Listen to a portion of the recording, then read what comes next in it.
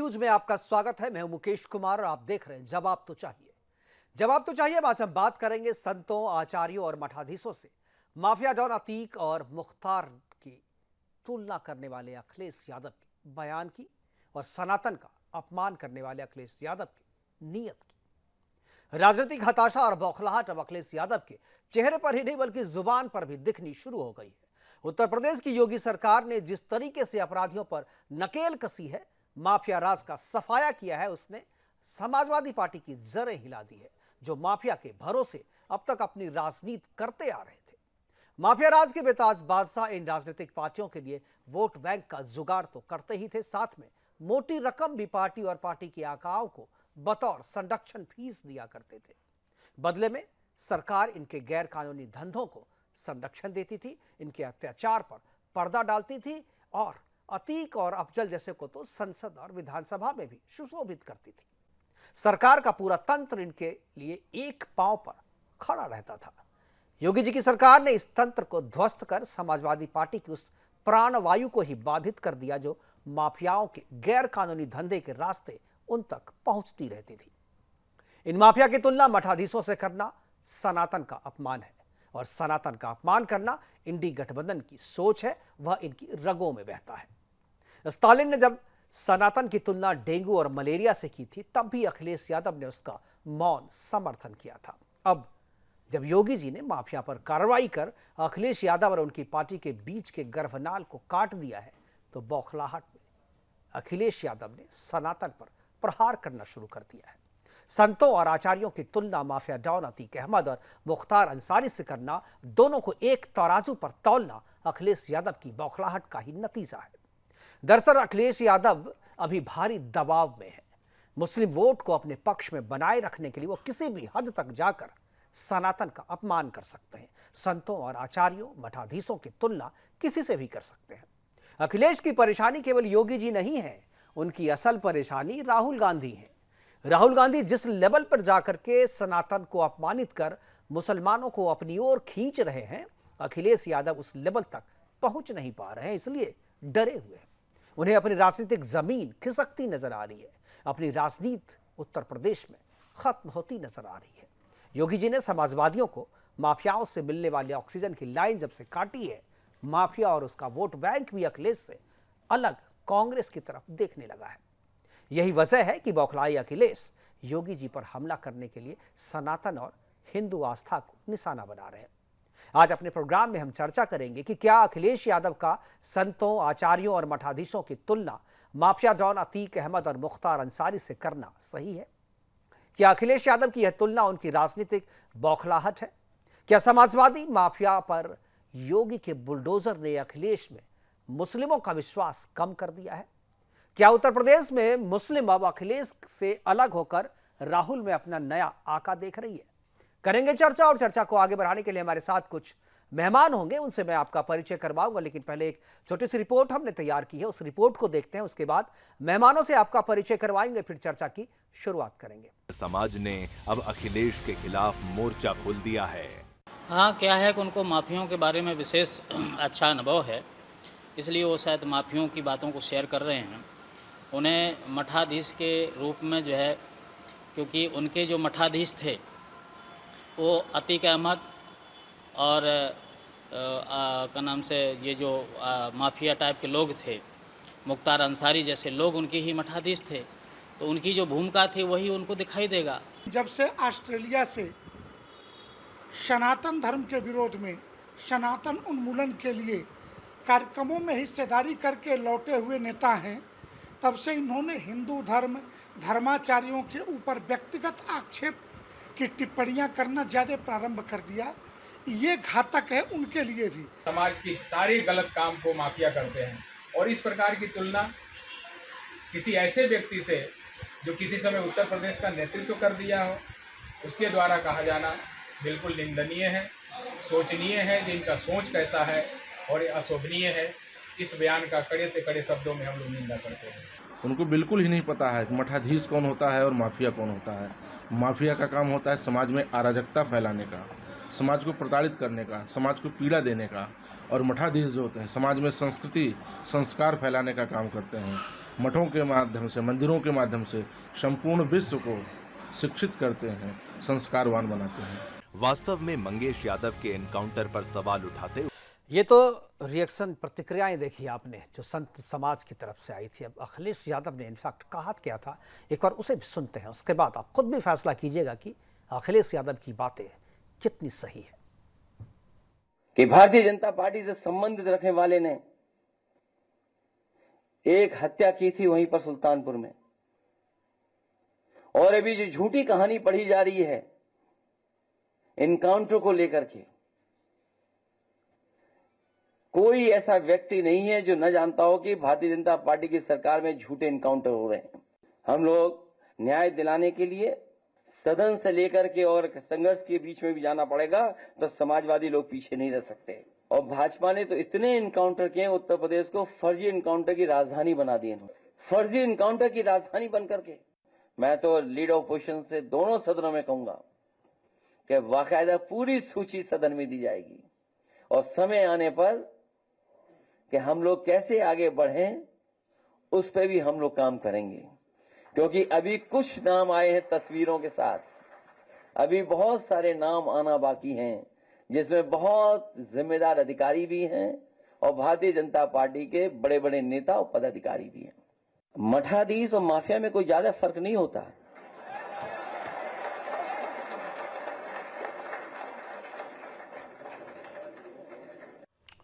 मठाधीश और माफिया में कोई ज़्यादा फर्क नहीं होता है, फर्क तो बहुत होता है, लेकिन आप समझना नहीं चाहते, समझ करके अनसमझा करना चाहते हैं उसे, और वही मैसेज देना चाहते हैं। बीजेपी की प्रतिक्रिया क्या थी वो भी आपको सुनाते हैं। ब्रजेश पाठक जो है उत्तर प्रदेश सरकार के मंत्री, उनसे सुनते हैं क्या कहा ब्रजेश पाठक ने। आप जानते हैं ये समाजवादी पार्टी क्या जाने, ये तो जाते हैं माफिया के मजार पर फातिया पढ़ने के लिए। इनको पूजा पाठ से क्या मतलब? हम सब लोग सनातनी हैं। समाजवादी पार्टी कभी सफल नहीं होगी। समाजवादी पार्टी के डीएनए में अपराध, अपराधी को बढ़ावा देना पुराना सगल रहा है, प्रदेश की जनता अच्छी तरह जानती है। तो डिप्टी सीएम ब्रजेश पाठक कह रहे थे कि ये माफिया के मज़ार पे फातिया पढ़ने वालों को क्या पता कि सनातन क्या होता। करेंगे चर्चा, और चर्चा को आगे बढ़ाने के लिए हमारे साथ कुछ मेहमान हैं, उनसे मैं आपका परिचय करा दूं। हमारे साथ समाजवादी पार्टी की तरफ से अशोक तिवारी जी हैं, बीजेपी की तरफ से हमारे पास रत्नाकर सिंह जी हैं, मलिक जावेद अंसारी कांग्रेस की तरफ से, और महंत राजू दास हनुमानगढ़ी के हैं, वो हिंदू आचार्य के रूप में हमारे साथ हैं। सभी मेहमानों का स्वागत है। और सबसे पहले चर्चा की शुरुआत जो मैं समाजवादी पार्टी के जो प्रवक्ता तिवारी जी हमारे साथ बैठे हैं, मैं चाहूँगा अशोक तिवारी जी इस चर्चा की शुरुआत करें। तिवारी जी, ऐसा क्या है कि माफिया और महंतों में, मठाधीशों में आपको कोई फ़र्क नहीं नज़र आता? मुझे लगता है आपको तो आता होगा, लेकिन जिस पार्टी के आप नेता हैं, प्रवक्ता हैं, शायद उसकी कुछ मजबूरी रही होगी जो कि आप इस फ़र्क को समझना नहीं चाहते। जी मुकेश जी, जी आपको एक कहानी सुनाता हूँ। जी। एक बहुत प्रचलित कहानी है हमारे साधन में, वो आपको सुनाता हूँ। कहानी यूं है कि एक साधु एक कुत्ते में बहस हो गई। मतलब बहस क्या हो गई, विवाद हो गया, और दोनों अपना विवाद लेकर राजा के पास पहुंचे। राजा ने छानबीन के पश्चात पाया कि साधु की गलती थी, कुत्ता निर्दोष था। तो उन्होंने कुत्ते से कहा कि तुम जो चाहो सजा इनको दे सकते हो, मैं तुम्हारे ऊपर छोड़ता हूं, तुम जो चाहो सजा इनको दे सकते हो। उस कुत्ते ने कहा कि इस साधु को जो है किसी मठ का मठाधीश बना दीजिए। राजा चौंक गए। राजा ने कहा कि तुम तो इनको पुरस्कार दे रहे हो, इतनी बड़ी उपाधि दे रहे हो, मठाधीश बनाने की बात कर रहे हो। तो उस कुत्ते ने कहा, अपनी कहानी सुनाई। कहा, राजन, मैं भी किसी मठ का मठाधीश था अपने पिछले जन्म में, और मठाधीश होने का फल यह मिला कि आज मुझे कुत्ते की ऊनी मिली है। क्योंकि मठाधीश होने पर मैं न्याय नहीं कर पाता था, मैं अन्याय करता था। मैं तमाम ऐसे, मेरे अंदर अहंकार आ गया था। अहंकारवश मुझसे बहुत गलतियां हुई, उन गलतियों के फलस्वरूप मैं आज कुत्ते की ऊनी में हूं। मैं चाहता हूं इसको भी आप मठाधीश बना दें, जिससे इसको कुत्ते की ऊनी प्राप्त हो, मेरे जैसा ही दुख प्राप्त हो। इस तरह कहानी हमारे समाज में प्रचलित है और सभी जानते हैं, कोई मैं नई बात नहीं कह रहा हूं। चलिए, सच्चाई ये है। समाजवादी पार्टी इन्हीं सब अखिलेश यादव को इसमें आप कहाँ रख रहे हैं? कुत्ता वाली भूमिका में रख रहे हैं, या वो साधु वाली भूमिका में, या राजा वाली में? कौन अखिलेश यादव को कहाँ देख रहे हैं कहानी में? साधु कहानी कुत्ते की जिसका भूमिका संदर्भ जो लिया आपने, तो उसमें पात्र भी आपको बताने पड़ेंगे ना, जो अखिलेश यादव इसमें कुत्ता है या मैं साधु कहना है चाहता या हूं, राजा है, क्या है? न वो साधु है न कुत्ता है। इससे हमें शिक्षा मिलती है कि मठाधीश जो होता है वो अच्छे काम भी करता है और बुरे काम भी करता है। उसको अहंकार आ ही जाता है, और अहंकार भगवान विष्णु जी का आहार है। चलिए, ठीक है। सबसे बड़ी बात इसी वजह से महंत राजू दास जी आपकी बात को सुन करके मठाधीश में और माफिया में कोई फर्क नहीं होता है, कम फर्क होता है। फर्क होता है लेकिन कम फर्क होता है। ये बात हमारे राष्ट्रीय अध्यक्ष जी ने कही है। चलिए, ठीक है, आपने कहानी के माध्यम से बताया तो, लेकिन पात्र आपने क्लियर नहीं किया कि पात्र कौन से हैं उसमें। महंत राजू दास कुछ जवाब देना चाह रहे हैं जी। पहली बात तो इन्होंने अखिलेश यादव जी को कुत्ता करार दिया। मैं इसका पुरजोर विरोध करता हूं, निंदा करता हूं कि सपा के प्रवक्ता ने ही अखिलेश यादव को कुत्ता करार दिया। मैंने कहा कहानी का आशय बताया है, उसका संदर्भ दिया है मैंने। कोई इसमें पात्र नहीं है, पात्र कोई भी इसमें नहीं है। लेकिन जिस संदर्भ में आपने, तिवारी जी, जिस तिवारी जी, आपके दिल की बात आपके जुबान पे आ गई है। अब देखिए, पीछे मत हटिए, आपकी दिल की बात जुबान पे आ गई है। हमने क्या बनाया है? हमने कुछ नहीं बनाया, आप कुछ बना दीजिए। नहीं, अब जो कहानी आप बताए, संदर्भ जो था उसमें तो आप वही कह रहे हैं, कुत्ता कह रहे हैं अपने नेता को। कहानी में मैंने खाली एक कहानी बताई है, उसमें किसी को पात्र नहीं बताया है। राजनीति में ऐसे ही कहानी गढ़ी जाती है तिवारी जी, राजनीति में ऐसे ही कहानी गढ़ी जाती है। नेता को डायरेक्ट तो कह नहीं सकते आप अपने नेता को डायरेक्ट तो कुत्ता कह नहीं सकते। आपने कहानी के जरिए कुत्ता कह दिया उन्हें। दूसरी बात ठीक है तिवारी जी, आपने बोल लिया, मैं आपके पास दोबारा आ जाऊंगा जी। निंदा करता हूं जी, अखिलेश यादव जी की बात की पुरजोर विरोध करता हूं, निंदा करता हूं। दुर्भाग्यपूर्ण अखिलेश यादव जी का बयान है। मैं पूछना चाहता हूं, माननीय अखिलेश यादव जी पूर्व मुख्यमंत्री हैं, ओछी हरकत, ओछी बातें उनको शोभा नहीं देता। अगर उनको समस्या बीजेपी से है, बीजेपी का नाम ले। उनको समस्या संघ विचार परिवार से है, उसका नाम ले। उनको समस्या योगी आदित्यनाथ जी से है, उनका नाम ले। सनातन संस्कृति, हिंदू धर्म गुरुओं को लाने की कौन सी जरूरत पड़ गई उनको? नंबर 1। नंबर 2, मैं पूछना, हम साधु संतों के चरण में जाकर नाक रगड़ते हैं, क्या इसलिए नाक रगड़ते हैं कि वो साधु सबके सब माफिया हैं? क्या इनको माफिया के मजार पर फातिया पढ़ते पढ़ते उनको हर साधु माफिया नजर आने लगा? तीसरी बात, यही शब्द क्या मोहम्मद साहब के लिए बोल सकते हैं? क्या यही शब्द इस्लाम धर्म के बारे में, किसी इस्लामिक धर्म गुरु के बारे में बोल सकते हैं? पूरे देश में जो आतंक व्याप्त है, वो सारे आतंकवादी एक मजहब के पाए जाते हैं। क्या ये शब्द उसके लिए प्रयोग किया जा सकता है? क्या पूरे देश में लगातार क्या क्या घटनाएं घट रही है, बलात्कार की घटनाएं, अधिकतर मौलवी मदरसे इन्वॉल्व है, क्या ये सब उसके लिए इन्वॉल्व कर सकते हैं? नहीं कर सकते, क्योंकि हम सहिष्णु हैं, साधु हैं। अखिलेश यादव जी आएंगे, कहेगा अरे वाह अखिलेश जी आप तो बहुत अच्छे हैं, क्षमा कर दो। ऐसे नहीं चलेगा महोदय। दम हो तो किसी अन्य के बारे में बोलकर देख ले। कितने दुर्भाग्यपूर्ण है कि माननीय जी ने उस पार्टी के प्रवक्ता होते हुए माननीय अखिलेश जी को कुत्ता सिद्ध कर दिया। मैंने नहीं कहा। ठीक है, आपने कहा, डायरेक्ट नहीं कहा, लेकिन आपका संदर्भ जो था वो वही साबित करता है।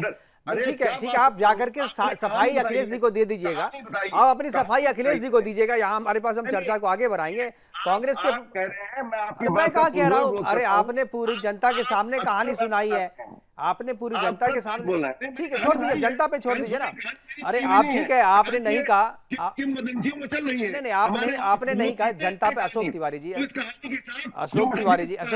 जनता पे छोड़ दीजिए ना, जनता पे छोड़ दीजिए ना। जनता समझदार है, छोड़ दीजिए ना। वो अखिलेश यादव जी को कुत्ता समझती है, साधु समझती है, राजा समझती है, जनता समझेगी अपना। हमें इसमें क्या? नहीं, आपने कहानी सुनाई, हमने हमारे जरिए आपने सुन ली जनता ने। ठीक है, मलिक जावेद अंसारी जी हमारे साथ। ठीक है, मलिक जावेद अंसारी जी हैं। अंसारी जी, क्या आपको लगता है जो अखिलेश यादव ने जिस तरीके से माफिया की तुलना जो है मठाधीशों से की है, संतों से, आचार्यों से, धर्मगुरुओं से की है, क्या आपको लगता है शोभा देता है उनको ये बात? देखिए मुकेश भाई, राजनीति में धर्म का इस्तेमाल नहीं होना चाहिए। धर्म बहुत पवित्र चीज है वो किसी का भी धर्म हो, हमें सम्मान करना चाहिए किसी भी धर्म का, क्योंकि हम धर्म गुरु नहीं है और धर्म गुरु बेहतर जानते हैं धर्म क्या है। हम यहाँ कांग्रेस के पक्ष रखने के लिए आए हैं।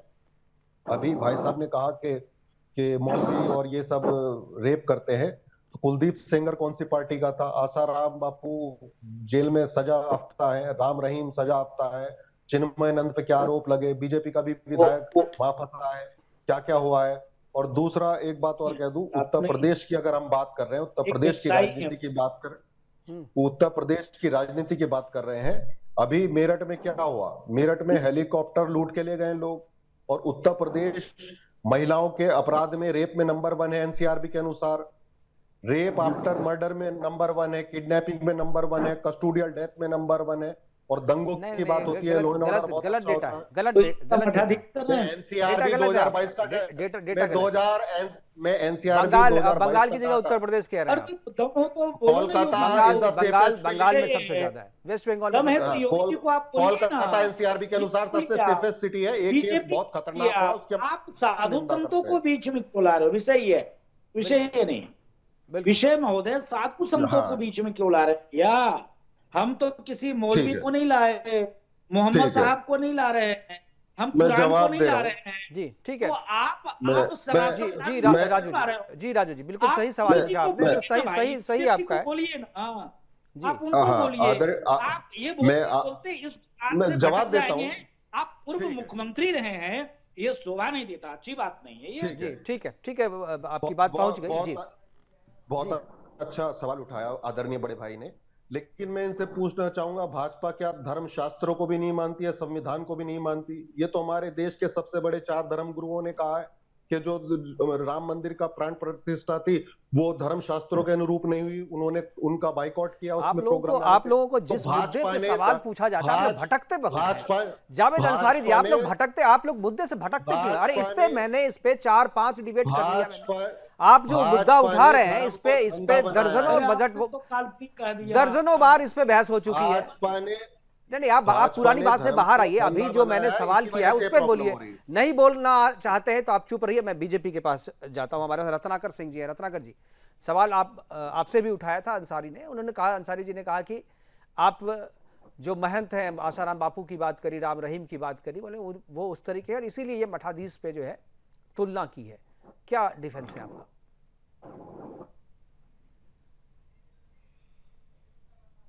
रत्नाकर जी, आपकी आवाज म्यूट है, लगता है अनम्यूट करें आप अपने आप को।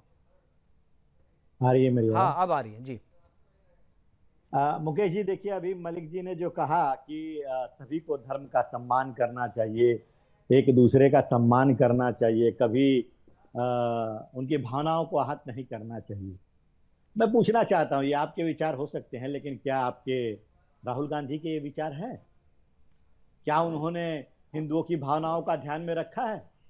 जब वो कहते हैं सदन में, पूरे सदन में बैठकर कहते हैं कि हिंदू हिंसक है, हिंसा हिंसा, हिंदू हिंसा हिंसा, वो भाजपा के लोगों को कहते हैं, आरएसएस के लोगों को कहते हैं, हिंदुओं को नहीं कहते। अरे वो आप फिर से क्लिप देख लीजिएगा। तो भाजपा और आरएसएस के लोग हिंदू नहीं है क्या? तो भाजपा और आरएसएस के लोग हिंदू नहीं है क्या? ये धर्म को धंधा बनाने वाले लोग हैं, ये नकली हिंदू हैं। अब आप धर्म को धंधा नहीं बनते।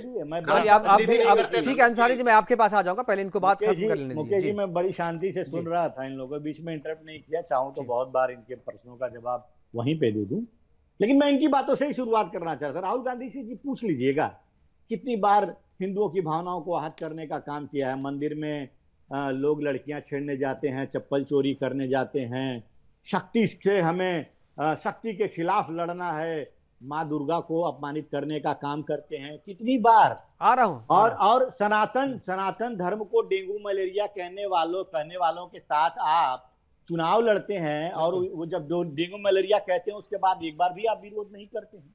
जरा राहुल गांधी को समझा दीजिएगा और पूछ लीजिएगा, अभी तक राम मंदिर की बात कर रहे थे ना, अभी तक पूरे गांधी परिवार से एक भी व्यक्ति रामलला का दर्शन करने के लिए क्यों नहीं गया? अगर आप इतने ही हिंदू हितैषी हैं, ठीक है चर्चा को आगे बढ़ाते हैं। हमारे जो मेहमान हैं उनके पास वापस चलते हैं।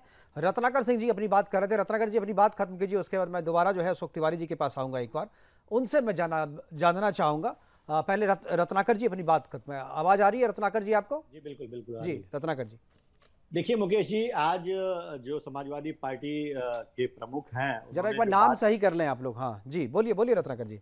जी मुकेश जी, जो समाजवादी पार्टी के मुखिया हैं, जो जिन्होंने संतों का अपमान किया है, मठों के प्रमुखों का अपमान किया है, निश्चित रूप से समाजवादी पार्टी के हर कार्यकर्ताओं को माफी मांगना चाहिए, क्योंकि हमारी संस्कृति है, सनातन संस्कृति है, और उस सनातन संस्कृति को आगे बढ़ाने का काम यही महंत और मठों के मठाधीश करते हैं और धर्माचार्य लोग करते हैं। और उनको इस तरह से माफियाओं से तुलना करके और उनको अपमानित करने का काम किया जा रहा है, निश्चित रूप से यह निंदनीय है।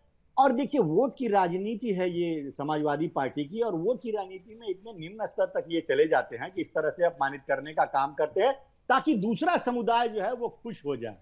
अब यही वो अखिलेश यादव है ना। रत्नाकर जी अब क्या कर रहे हैं, देखिए मैं तो इसमें मैं जो समाजवादी पार्टी के नेता अखिलेश यादव ने जो भी कहा है, मैं इसके लिए बीजेपी को जिम्मेदार मानता हूं।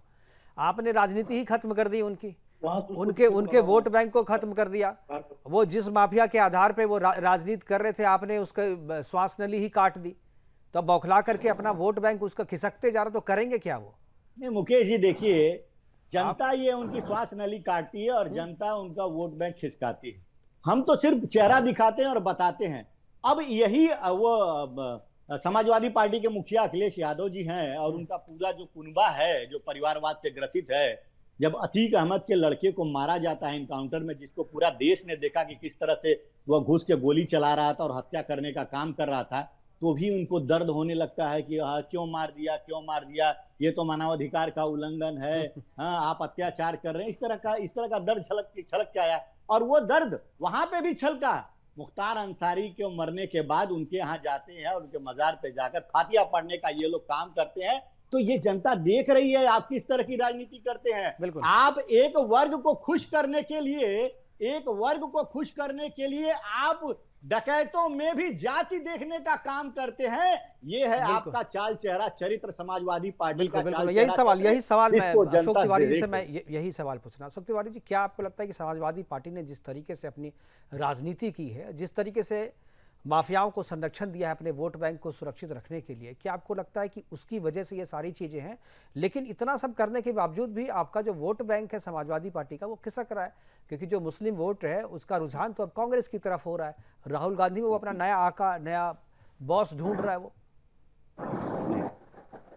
तिवारी जी मुकेश जी, एक बार मैं पुनः स्पष्ट कर दूं कि जो अभी हमारा सनातन धर्म सदैव से जन्म जन्मांतर में विश्वास करता रहा, जन्म जन्मांतर। और जो कहानी मैंने सुनाई थी वो अधूरी रह गई थी थोड़ी सी। आपने किरदार कहानी से आगे बढ़िए साहब, छोड़िए जो आपके नेता समझ लेंगे। मैं बोल दूंगा फिर आगे बढ़ जाऊंगा। अब आप डर गए लगता है आपको डर लग गया कहीं। टाइम लग जाएगा, मुझे बोलने दीजिए ना, मैं भी तो इस चैनल पे हूँ। ठीक है, बोलता हूँ। चलिए, आपको डर गए हैं आप, लगता है नेता से। जी बोलिए। तो मैं कहना चाहता हूँ, जो मठाधीश है वही अगले जन्म में कुत्ता होता है, और जो कुत्ता है वो पहले जन्म मठाधीश होता। और हमारे राष्ट्रीय अध्यक्ष फिर आप कुत्ता कह रहे हैं, फिर आप कुत्ता कह रहे हैं, जान लीजिए। राजा की भूमिका में है भाई साहब, आपके नेता इतने समझदार होते तो बोलते नहीं। न्यायाधीश की भूमिका में है, क्या तो अखिलेश यादव कुत्ता कहा, और मठाधीश कुत्ता है। आज अशोक जी फंस गए। जी अशोक यादव जी, ये मैं कहानी की मैं नहीं कह रहा हूँ, ये मैं नहीं कह रहा हूँ, ये कहानी है, कहानी के माध्यम से कह रहा हूँ। अशोक यादव जी,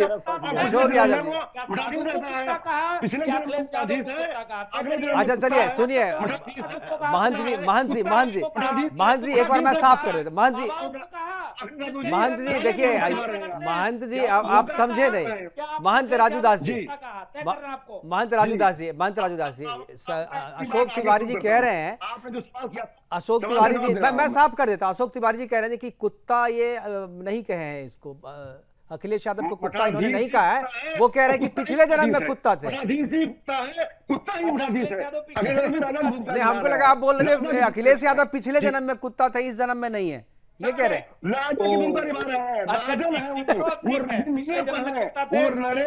चलिए भाई, आपकी कहानी जिसको जितनी जो देखिए अशोक जी आप जनता पे छोड़ दीजिए। जनता ने आपकी कहानी सुन ली है, जिसको जो समझना है वो अपने अपने हिसाब से समझ लेंगे। आप कितना किसको समझाइएगा, तो अपने हिसाब से समझेंगे। लेकिन मेरा जो सवाल था कि इतना सब कुछ सनातन पे गाली, सनातन की तुलना माफिया से करना, इतना सब करने, जिस चीज के लिए कर रहे तो वो चीज तो मिल नहीं रहा है। जिस मुस्लिम वोट के लिए कर रहे हैं वो मुस्लिम तो अंसारी साहब के पास जा रहे हैं, कांग्रेस के पास जा रहे हैं। सुनिए, सत्य सनातन धर्म सर्वोच्च धर्म है और इससे बड़ा सत्य सनातन धर्म या सनातन तो ये बात अखिलेश जी को नहीं समझ में आती है, अखिलेश जी को समझ में नहीं आती ये बात। हमारी संस्कृति, भारतीय संस्कृति, भारत की संस्कृति सबसे बड़ी संस्कृति है, सबको समाहित कर लेती है, सारे पंथों को समाहित करने वाली संस्कृति है सनातन संस्कृति। मैं डंके चोट में कहता हूँ, अशोक जी आप डर गए हैं। अशोक जी बाहर आइए, डरिए मत। अशोक जी आप डरिए मत। अशोक जी आप डरिए मत। आप देखिए कुछ जो होना है होके रहेगा। अब अखिलेश जी सुनेंगे इस बात को, जो फैसला आप कितना भी सफाई दीजिएगा वो वही समझेंगे जो आपने कहा है। तो आगे बढ़िए ना, आगे बढ़िए इसमें। सच्चाई बताया मैंने। ठीक है, आपने बताया। अब अखिलेश यादव जी कितना समझते हैं सच्चाई को, उन पे है ना। अखिलेश कोई है ही नहीं, हम सबको समान समझते हैं, बस दो आप देखिए तिवारी जी, देखिए मैं डिबेट जो है बिल्कुल पर्सनल हो रहा है आप पे, लेकिन मैं आपको मैं अच्छा आदमी इंसान मानता हूँ, इसलिए मैं सुझाव दे रहा हूँ आपको। जब अखिलेश जी से पर्सनली मिलिए और उनको कहानी सुनाइए, बोलिए कि आपको कुत्ता नहीं कहा था मैंने। में राजा की भूमिका निभा रहे हैं। हाँ ठीक है, चलिए अब आपको शायद कुछ राहत मिल जाए। चलिए अब हो गया, आपने डिफेंस कर लिया। अब मेरे सवाल का जवाब दीजिए। मैंने सवाल ये पूछा कि अखिलेश यादव इतना सब कुछ जिस वोट बैंक के लिए कर रहे हैं, वो वोट बैंक तो कांग्रेस की तरफ जा रहा है। ये आप सोचते रहिए, इस समय उत्तर प्रदेश का जो है जनाधार पूरी तरह से समाजवादी पार्टी के पक्ष में है। माननीय योगी जी, आदरणीय योगी जी इस समय मानसिक विचलन की स्थिति में है, डिप्रेशन में है। देखिए जिस वोट के लिए आप लोग इतना मार काट मचाए हुए हैं, वो वोट तो योगी जी को चाहिए नहीं। वो वोट तो कभी नहीं दिया है योगी जी। कुछ भी कर ले योगी जी को मिलना नहीं है। लड़ाई तो उस वोट के लिए आपके और अंसारी साहब के बीच में है। हमारे साथ सारा दलित है, सारा दलित। ठीक है, मैं उसकी बात ही नहीं कर रहा। मैं तो अभी जिसके लिए आप सनातन को गाली दे रहे हैं, नहीं मैं तो नहीं, वो दलित वाली बात ही नहीं है। नहीं दलित आपकी इस बात पे खुश नहीं होते। आपकी इस बात से खुश होकर मुसलमान आपको वोट देते हैं। कंधे से कंधा मिला के खड़ा है आपको। भाई इसीलिए तो आप लगातार 10 के 10 चुनाव जीतने जा रहे हैं। भाई साहब तीसरी बार सत्ता से बाहर हैं आप लोग, तीसरी बार बाहर हैं। और लेकिन आप जो है रस्सी जल गई, अकड़ नहीं गई आपकी, रस्सी जल गई, अकड़ नहीं गई आपकी। आप धज्जियां उड़ जाएंगी, बैक फुट पर है। ठीक है, अब मेरा जो सवाल है अशोक जी, उसका जवाब नहीं दिया मैंने। बोला जब मुस्लिम वोट के लिए आप इतना कर रहे हैं, लेकिन वो मुस्लिम वोट अंसारी जी के पास है। क्या वोट चाहते हैं? मुस्लिम का खाली नहीं चाहते हैं हम, हिंदू मुस्लिम सिख ईसाई आपस में सब भाई भाई, सभी का वोट। हम किसी जात मजहब का वोट नहीं चाहते हैं, हम सबका वोट चाहते हैं। ठीक है, चलिए मैं कांग्रेस के प्रवक्ता से पूछता हूँ, कांग्रेस का मलिक जावेद अंसारी जी से पूछता हूँ। ठीक है, चलिए जावेद अंसारी जी, क्या उत्तर प्रदेश का मुसलमान, मैं देश के मुसलमान की बात नहीं, उत्तर प्रदेश का मुसलमान क्या कांग्रेस के साथ है? देखिए कांग्रेस के साथ हर वो व्यक्ति है जिसको लग रहा है कि इस सरकार ने नहीं हर एक व्यक्ति की बात मैं नहीं पूछ रहा। मैं पर्टिकुलर जिस सब्जेक्ट पे चर्चा हो रही है उस पे कर रहा हूँ, क्योंकि उसी वोट बैंक के कारण आप सनातन को गाली दे रहे हैं मिल करके दोनों आदमी। तो वो बैंक आपके साथ है कि सपा के साथ है, अखिलेश यादव के साथ है या राहुल गांधी के साथ है? ये साफ होना चाहिए ना, जब टारगेट करें दुश्मन कौन है। ठीक है, हमारे दुश्मन जो है वो बेरोजगारी और महंगाई है, कुशासन है, हत्याएं हैं प्रदेश में, जो हत्याएं हो रही हैं वो दुश्मन है हमारी। आज पूरे देश में, उत्तर प्रदेश की बात नहीं कर रहा हूं मुकेश जी, मैं तो मैं पूरे ये मान नहीं, ठीक, इंडिया गठबंधन को इंडिया गठबंधन को हर वर्ग का वोट मिल रहा है, हर समाज से वोट मिल रहा है। जहां पे भी भाजपा के लोग उत्पीड़न कर रहे हैं भारतीयों का, वहां पूरा समर्थन मिल रहा है। तो आप कह रहे हैं जो हर वर्ग का वोट मिल रहा है मुसलमान, लेकिन जो है वो सपा को ही वोट कर रहे हैं, ये कह रहे हैं आप? हमने ये कहा ही नहीं, हम तो कह रहे हैं हर वर्ग। मैंने जो सवाल पूछा आप बोले नहीं, आपने तो वही कहा। तो आप बताइए मुसलमान किसको वोट कर रहा है उत्तर प्रदेश में? उत्तर प्रदेश का मुसलमान किसको कर रहा है? इंडिया गठबंधन को वोट कर रहा है हर वर्ग का व्यक्ति, जिसको भाजपा ने परेशान किया है, नाराज किया, चाहे वो युवा हो, महिलाएं हो, किसान हो, दलित हो, आदिवासी हो, सारा वोट। अगर उत्तर प्रदेश में गठबंधन आपका और कांग्रेस का जैसा कि टूटते रहता है, बनते रहता है, अगर टूट गया तो मुसलमान किसके साथ जाएगा? कांग्रेस के साथ? हमारे साथ 22 करोड़ लोग जाने वाले हैं, पूरे लोग जाएंगे मुसलमान इंडिया गठबंधन के साथ। इंडिया गठबंधन, अभी हम गठबंधन में, आप अशुभ बातें क्यों बोल रहे हैं मुकेश जी? अभी हम गठबंधन में, अशुभ भाई तो गठबंधन में थे, टूटा बहुत बार, तो ऐसा हुआ ना दोनों का अभी हम साथ रहा। गठबंधन में अशुभ मत बोलिए, शुभ शुभ बोलिए, शाम का समय है। चलिए रत्नाकर जी, क्या आपको लगता है कि जिस वोट बैंक की लड़ाई चल रही थी, जिस वोट बैंक के लिए सनातन को गाली दी जा रही थी, वो वोट बैंक भी इनके साथ नहीं रहा, अखिलेश यादव जी के साथ? नहीं, देखिए इनकी नीतियां ही ऐसी हैं इंडिया गठबंधन की कि देखिए ये अभी राहुल गांधी ही जो बाहर गए थे, वो हमारी नीतियों का विरोध करते करते, भाजपा का विरोध करते करते कहीं ना कहीं देश का अपमान कर बैठते हैं। इनको फर्क नहीं समझ में आता है कि नीतियों का विरोध कहाँ करना है और देश को अपमानित करने के लिए क्या शब्द जो है वो से बचना है। तो ये फर्क इनको समझना चाहिए कि राजनीति में भी आप अगर किसी धर्म विशेष की राजनीति करते हैं तो आप उनकी राजनीति करते करते हुए कहीं बहुसंख्यकों को आहत करने का काम करते हैं, अपमानित करने का काम करते हैं। ये अंतर इनको समझना चाहिए, तभी जाकर के बहुसंख्यकों का इनको समर्थन मिल सकता है। नहीं तो अल्पसंख्यक न घर के रहेंगे न घाट के रहेंगे। वो जो अल्पसंख्यक बचे हुए हैं वो पूछ लीजिए कि समाजवादी की तरफ जाएंगे कि कांग्रेस की तरफ जाएंगे अगर ये साथ में चुनाव नहीं लड़े तो कहीं ना कहीं आने वाले दिनों में इनका भुगतान इन्हीं को भुगतना है। मेरा कहने का मतलब है, अभी अशोक तिवारी जी भी एक बहुत बढ़िया चीज कह रहे थे कि हम सभी धर्म को लेकर चलते हैं, सर्वधर्म संभाव की बात करते हैं। तो भैया वो PDA वो क्या चीज है? पिछड़ा, दलित, अल्पसंख्यक, यही ना है आपके साथ। आपने उन्हीं को साथ को लेकर चलने का ना काम किया है। बाकी सब लोग कहाँ गए? बाकी सब लोग कहाँ गए? आप अभी कह रहे थे कि सर्वधर्म संभाव, सबको समाहित करते हैं। अरे आप लोग सिर्फ और सिर्फ एक धर्म विशेष की राजनीति करते हैं, जिसको बचाव करने के लिए अगर हमारे साधु संतों को भी अपमानित करना पड़े तो आप बार बार पहले भी किए हैं, अभी भी कर रहे हैं और आगे भी करते रहेंगे। लेकिन देश की जनता ने जैसा तीसरी बार भी आपको नकार दिया ना, वैसे आगे भी 30 बार आपको नकारेगी। ये आने वाले उपचुनाव में ही देख लीजिएगा। मैं अशोक जी के पास जाऊंगा, जवाब दूंगा, लेकिन इससे पहले मैं अंसारी जी को कहा, अंसारी जी देखिए गुटखा वगैरह हम लोग प्रमोट नहीं करते, आप ऑन एयर हैं और गुटखा खा रहे हैं मुंह में, जनता देख रही है। नमकीन है ये, मूंग की दाल है। चलिए, मुझे लगा आप गुटखा खा रहे हैं। हाँ ठीक है, चलिए, मूंग की दाल है। हाँ, मूंग की दाल है। चलिए ठीक है। हाँ बोलिए अशोक तिवारी जी। जी अभी भाई हमारे प्रवक्ता बोल रहे थे कि पीडीए की बात कर रहे थे।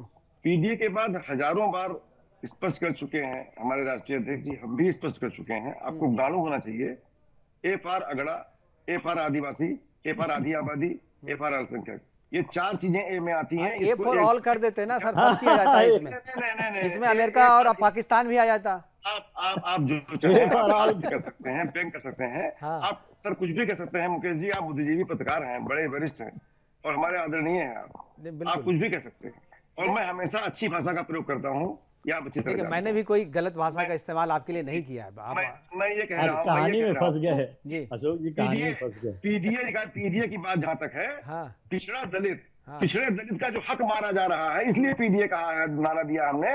पिछड़े दलित का जो हक मारा गया, 69,000 शिक्षक भर्ती घोटाला किया गया, दलितों का हक नहीं दिया गया, परीक्षाएं लीक कराई गई, 30 लाख नौकरियां खाली पड़ी हैं, दिलाई नहीं गई।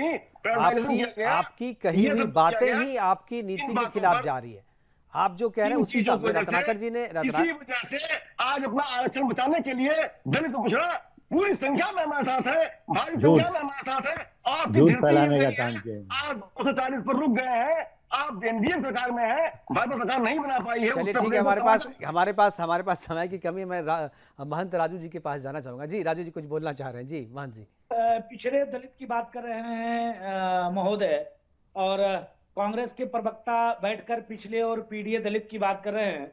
मैं पूछना चाहता हूं, कांग्रेस के जितने प्रवक्ता हैं, सब पंडित जी हैं, तिवारी जी हैं, फलाने जी हैं, धमाके जी हैं, पहले तो सभी प्रवक्ता को पिछड़े और दलित से रखना चाहिए। नंबर 2, जिस प्रकार से हिंदुओं को बांटने के लोग साजिश कर रहे हैं पीडीए के नाम पर, अयोध्या में आपने देखा होगा कि कई घटनाएं ऐसे हुई हैं जो सांसद के साथ रहने वाला व्यक्ति ने किया है। एक शब्द इन लोगों को नहीं निकला है, एक शब्द ये नहीं बोले, बिल्कुल एक शब्द नहीं निकला।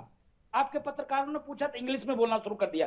तीसरी बात, आपके पास दम नहीं है योगी जी से लड़ने का, तो आप आसान तरीका बना लेते हो क्या? तो राजू दास को क्या बता दो, तो आतंकवादी बना दो। राजू दास को क्या बता दो, अधर्मी बता दो। राजू दास को क्या बता दो, कुकर्मी बता दो। क्यों है, बाबा है, क्या फर्क पड़ने है? हिंदू तिनको जूता लेकर मारेगा नहीं, हिंदू तिनका गला काटेगा नहीं। कन्हैया कुमार जैसे गला तो कटना नहीं है, क्योंकि हिंदू है। क्या दिक्कत है कुछ बोलने का? ये दुर्भाग्यपूर्ण बयान है। इसका पुरजोर विरोध बिल्कुल करते हैं। बिल्कुल ठीक है, बिल्कुल ये दुर्भाग्यपूर्ण है, हम भी इसका विरोध करते हैं। इस तरीके की तुलना बिल्कुल भी नहीं की जा सकती। मुख्तार अंसारी जैसे माफिया डॉन को महंत, साधु और मठाधीशों के साथ तौला नहीं जा सकता, उनकी तुलना नहीं की जा सकती। जिसने भी की है वो अपराध है और इसके लिए क्षमा भी किया नहीं जा सकता। फिलहाल हमारे साथ जुड़ने के लिए अशोक तिवारी जी आपका, रत्नाकर सिंह जी आपका, मलिक जावेद अंसारी जी आपका और महंत राजू दास जी आपका बहुत बहुत धन्यवाद। आप जुड़े, इस महत्वपूर्ण चर्चा में आपने हिस्सा लिया और अपनी बातें हमारे साथ साझा की। लेकिन जिस तरीके से अखिलेश यादव ने अपने सनातन विरोधी सोच का परिचय दिया है, जिस तरीके से उन्होंने माफिया डॉन की तुलना जो है संत समाज से की है, ये कहीं से भी एक्सेप्टेबल नहीं है, कहीं से भी इसे क्षम्य नहीं कहा सकता। और इसका जवाब जो है ना केवल साधु संत के समाज दे रहे हैं, बल्कि जनता भी देगी, सनातन समाज भी इसका जवाब देगी। फिलहाल अभी के लिए इतना ही, दीजिए इजाजत, नमस्कार।